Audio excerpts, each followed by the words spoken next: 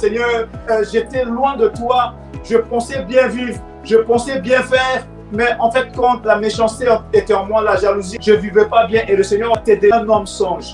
Si quelqu'un te dit que tu ne vas jamais arriver à songer, c'est faux. Tous les jours, l'homme songe. L'Église doit persévérer afin d'obtenir la promesse de Dieu. Si on veut le suivre, on doit porter notre foi. Tu vas avoir des obstacles, ils vont te persécuter. Ils vont t'insulter, ils ne vont pas t'accepter. Même dans l'assemblée, il va y avoir quelqu'un qui ne va pas t'accepter, qui ne va pas faire ce que tu veux. Le pasteur ne va pas faire ce que tu veux. Tu vas entendre des choses qui ne vont pas te plaire. Mais c'est la persévérance qui paye, qui a fait que Jésus a été jusqu'au bout. Vous pouvez abandonner. Mais malgré ce qu'il voyait, malgré les insultes, malgré les choses qu'il entendait, malgré tout ce qu'on pouvait lui dire, malgré les découragements, il a continué à persévérer.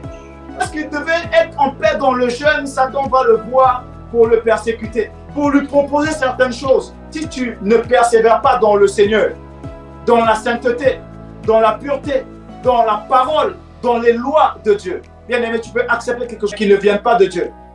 Chaque chrétien doit porter sa croix. Si on ne porte pas notre croix, on ne veut pas plaire à Jésus, on ne veut pas suivre Jésus. Car il a dit, si tu veux me suivre, il faut que tu portes ta croix. Parle à Dieu pour ne pas prendre tout et n'importe quoi. Refuse certaines choses et prie pour la personne qui te persécute.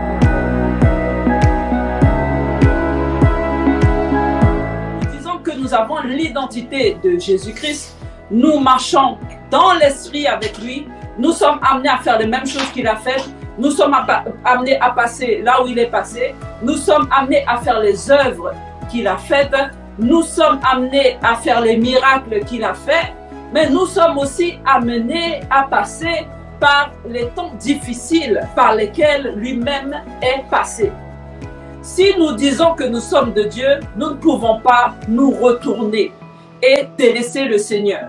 Être unis dans l'esprit, nous sommes censés, quels que soient les temps, quelles que soient les situations, quelles que soient les circonstances de la vie, nous ne pouvons pas changer de nom. Nous voulons être appelés enfants de Dieu. On aimerait que l'on nous compare à Jésus-Christ, qu'on nous compare à un homme de Dieu, à une femme de Dieu. Mais lorsqu'il y a un souci, nous ne sommes plus des enfants de Dieu. Nous ne voulons plus être associés à Jésus-Christ de Nazareth. Nous ne voulons plus être associés à la parole de Dieu. Et ici, il y a division dans l'esprit. Nous ne sommes plus unis dans l'esprit avec le Seigneur. Être unis avec le Seigneur, c'est d'abord de marcher selon sa volonté. C'est d'abord de s'accorder à ce qu'il demande. Car nous devons nous accorder pour pouvoir marcher ensemble. Doit être fait et nous prenons cette responsabilité de pouvoir faire ce qui a été demandé de faire. Nous devons nous attendre à être persécutés. Nous devons nous attendre à certaines situations. Un frère ou une sœur dans une situation délicate, ne le jugeons pas.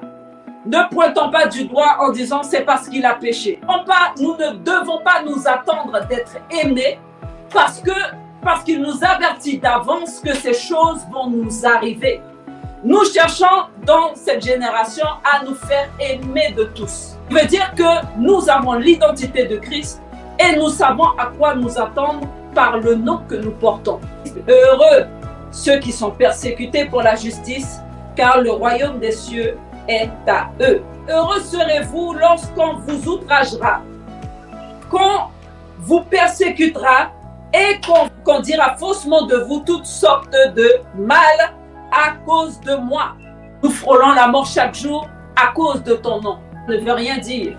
Ne laisse pas le diable t'emporter loin des promesses. Ne laisse pas le diable emmener la confusion dans ton esprit. Si tu n'es pas accepté Jésus-Christ passait dans sa propre ville et il pouvait déclarer un prophète n'est pas accepté dans son propre pays, dans sa propre patrie, dans sa propre famille.